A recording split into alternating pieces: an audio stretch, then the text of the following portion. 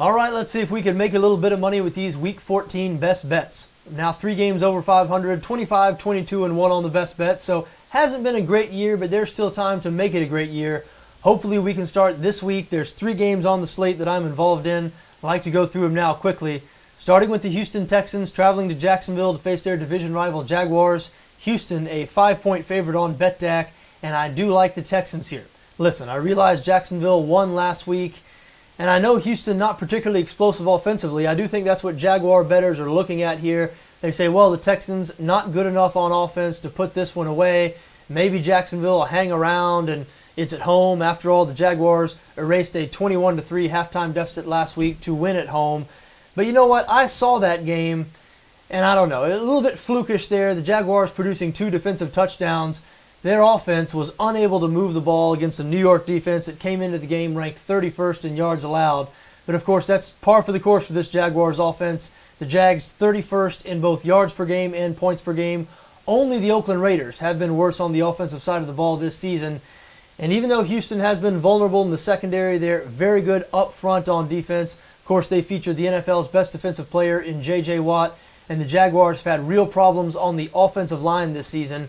I think Watt is going to be all over Blake Bortles in this game, and Bortles leads the NFL in interceptions this year. Just not looking good, I don't believe, for the Jaguars this week. The Texans, a much better team. They badly need this game. They're still alive in the AFC playoff race.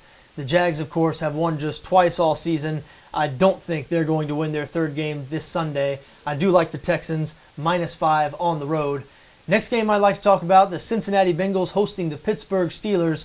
Bengals a 3-point favorite on BETDAQ, and I like the visiting Steelers here. Listen, I know Cincinnati has been playing much better lately, and they have.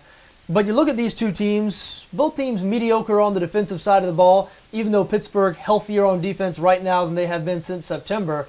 And Cincinnati mediocre on the offensive side of the ball as well. The Bengals rank 18th in both total yards per game and points per game. Their quarterback, Andy Dalton, has been very inconsistent this season. The Pittsburgh offense, meanwhile, has been elite over the past few weeks. They really found their identity somewhere around week 5 or 6. They're now a spread-it-out, pass-first offense. They rank top 5 in both total yards per game and pass yards per game, 8th in points scored. And that point scored number would be better had they not started a little bit slowly. As I said, it took them 5 or 6 weeks to really find their identity. Listen, I like their chances on the road against this Cincinnati defense. Of course, Pittsburgh nearly always covers in Cincinnati. 13-2-1 against the spread in their last 16 games in Cincinnati, and I think they're going to cover again here this week. I like the Steelers to win outright as a 3-point road underdog. Of course, I'll take the 3 points. You won't argue with the 3 points. Anytime you're ever thinking about betting on moneyline underdogs, I think you should just step back and think about it again. You never want to do anything that makes a bet more difficult to win.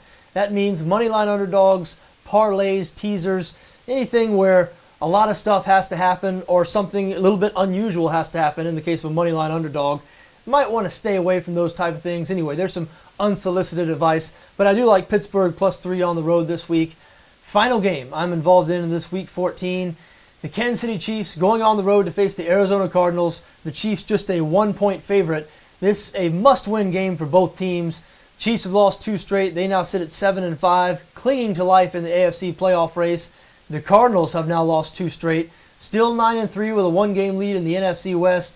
But Arizona has 3 division rivals remaining after this week's game. So if they're unable to beat the Chiefs, they might miss the playoffs, which is unbelievable considering they were 9-1 2 weeks ago.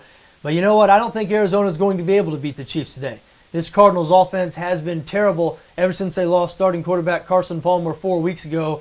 And the Chiefs, excellent defensively, 2nd in the league in points allowed, 1st against the pass. No team allowing fewer pass yards per game than the Kansas City Chiefs. And the Arizona Cardinals have not been able to run the ball all season, 31st in rush yards per game. They're going to be without starting running back Andre Ellington in this one. That means it's going to fall to Drew Stanton against Kansas City's league-leading pass defense. I do not like Stanton's chances in this matchup. Now look, I think the Arizona defense is going to have plenty of success against the Kansas City offense.